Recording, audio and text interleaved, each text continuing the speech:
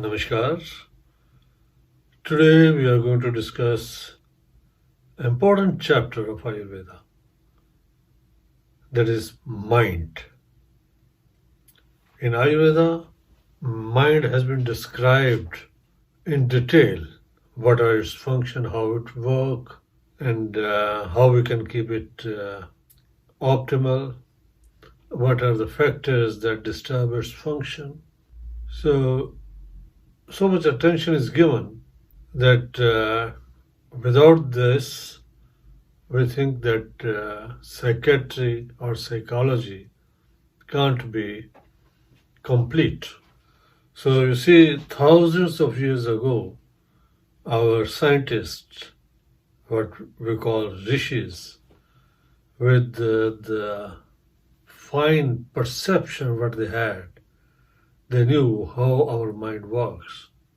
What is mind actually? This word is normally being equated with word brain, but it's not like that. Mind in Ayurveda actually is an instrument to gather knowledge. That how we perceive, how we get knowledge, and that instrument, what that does, is called mind. So mind works with soul, with our body, and with sensory organs. So four things are needed. So an organ, what can't be perceived with our eyes, only we can prove its existence, but anatomically you just can't find this, that this is mind. After doing dissection, you can't get. It's not a heart, it's not a brain. So what it does is perceiving. But to perceive knowledge, then you have to have three things. Three things means that there should be an object. The object for our eye, sensory organ, object is apple, for example. And mind should be there to perceive.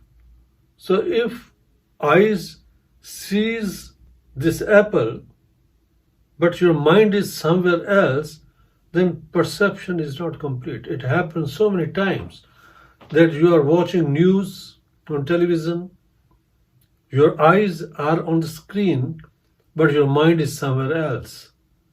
If after the news I will ask you what was the news, you will say, oh, I don't know. I was thinking somewhere else. So you was watching the news, but you was not gathering the information. You was not perceiving what the news was.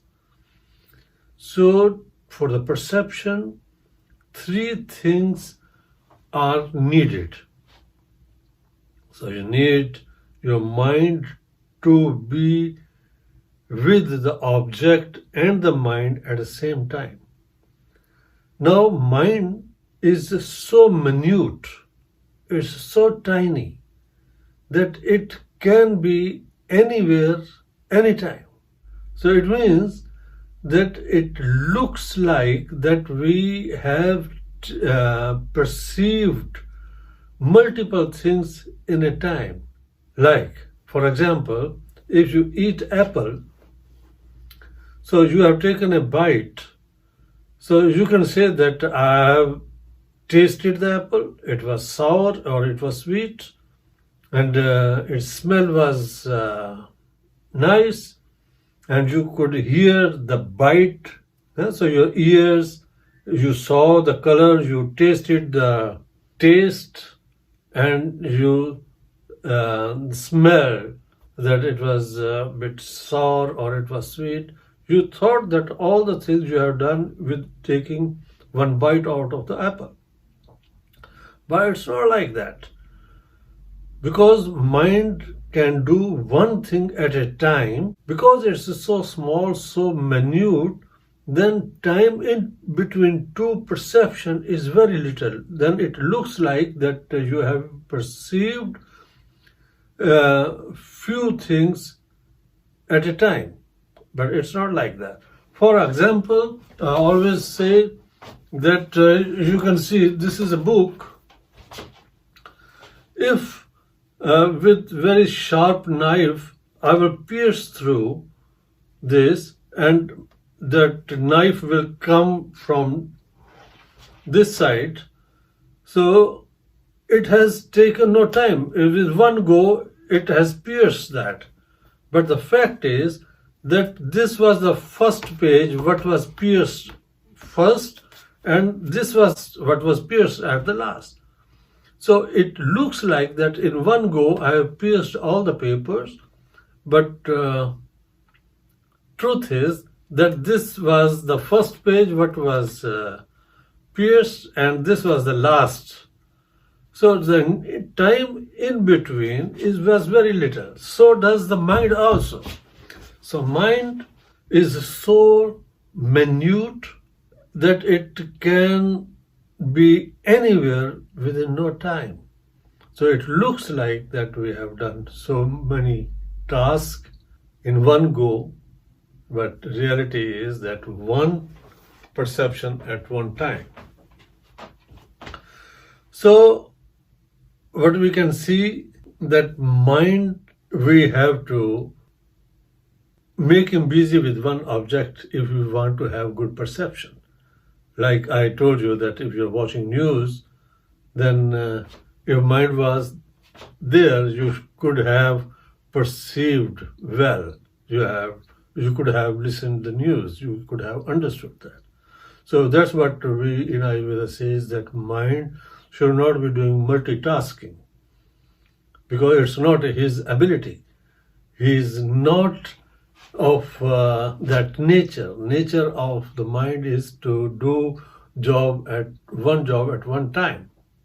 So then we come to different things, that what are the qualities. I told you that it's the fastest, that it can go anywhere, it's unite, and it's only one, and it's everywhere. Whatsoever we can perceive in our body, the mind has to be there.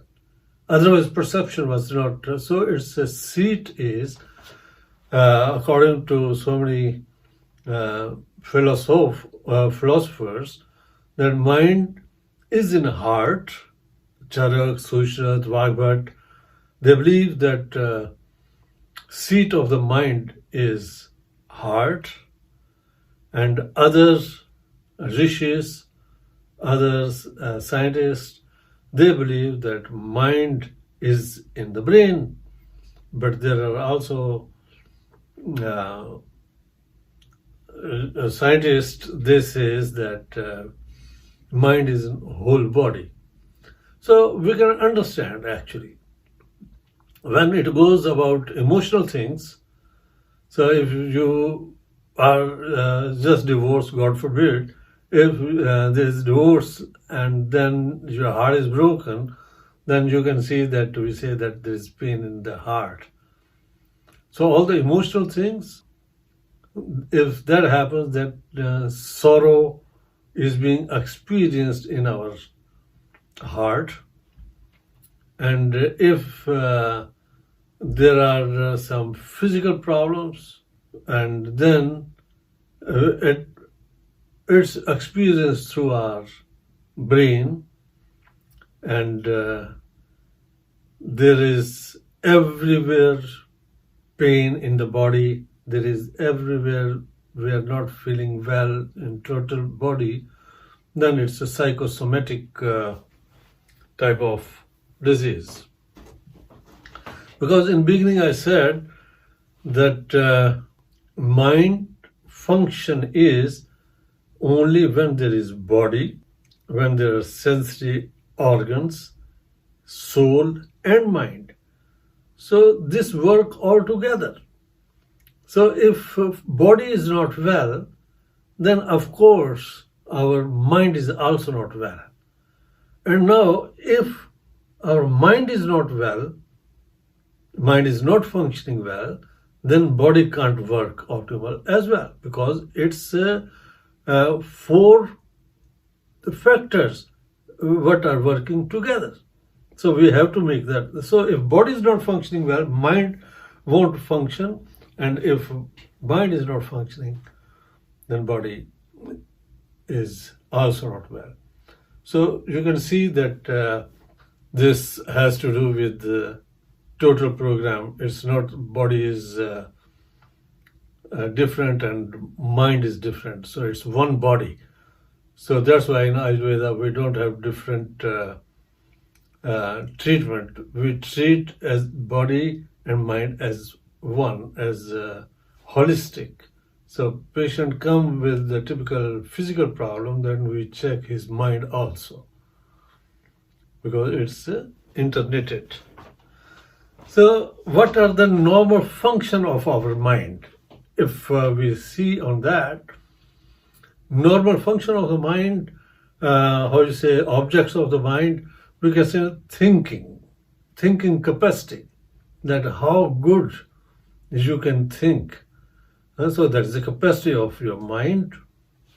That is one of the object. So what you have to think? You have to think about what is preferable and what is not preferable. Where you should be given preference, what is good for you, what is not good for you. That we have to think. Then second thing what mind does is discrimination, capacity of discrimination. That is, shall I take this or shall I not take this? Then third object of the mind is guessing, to guess. If I take this, what will happen to me? If I take alcohol, what will happen to me? Will I die? Or I won't die, I will get sick, or I will have pleasure. So these are the things what we say guessing. This is also work of our mind. Then fourth is concentration. Concentration is one of the job of the mind, and after thinking, after discriminating, after guessing, then he comes to a conclusion that, okay, I will do that. Then you undergo that act, that is your determination. So thinking, discriminating, and guessing, imagination, and then is a concentration. Then with full concentration you do, and then you do determination that yes, I will do that. So these are all the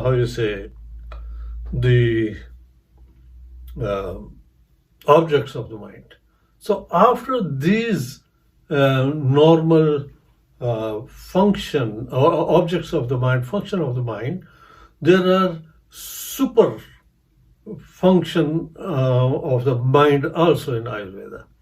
So these are dhi, dhriti, smriti. Dhi we call intellect. This is the superior quality of the mind. Superior quality of the mind, that it's of decision making. So dhriti is super quality to make decision like to know that is it wholesome or not, and then you will take that. Then you should also know that it's eternal or it's not eternal, so it's for always. So most of the problems come to us when we just can't make decision on a lot of things. Then second super quality of the mind is dhriti. Dhriti, dhi, dhriti, samriti, I told you. Dhi is, I explained to you, that is decision making super quality, superior quality. And dhriti, we say controlling of your sense organs. Controlling of your sense organs, that how to control your sense organs, that not letting it indulge in bad things, and misuse of your sensory organs, not letting go that. So that is controlling of your sense organs. So most problems in Ayurveda, we believe, that comes with the fact that our sensory organs are not in our control and we let it go with the wind. So misuse of our sense organs will lose its control. So all the sensory organs, if it's being used optimal, so there is a control, what we learn, that is dhriti. So controlling your sense organs, not letting indulge in the bad things. And in bad things, we must understand that it's, how you say, that it's more or it's less, not using at all, or improper use of your sensory organs. So that we should learn to control. And then is one more superior quality of our mind that we have to take care. I told you dhi, dhriti, smriti, that's what I'm talking about. Dhi I have explained, dhriti I have explained, and now I am explaining samriti. Samriti, literally it means memory. Memory, that if mind is not functioning well, and then it's unable to attain truthfulness, then it's unable to attain knowledge of the past experiences. So when it's unable to attain knowledge of the past experiences, that's what we call loss of memory. And loss of memory, then you see that the quality of life is just doesn't exist. So because a lot of things we do because of the memory, because of our experiences, that what had happened, what I have eaten yesterday, and how I reacted to that. So things like that, in loss of memory is gone. And then if loss of memory is there, then you can see that your physical body will deteriorate also. So this is a concept of the mind in Ayurveda. What according to Chark, we are the follower of Charak and Sushrat and Vagvat, and of course other classical books also. But this is most accepted information about the mind. Thank you. All the best. Till next time.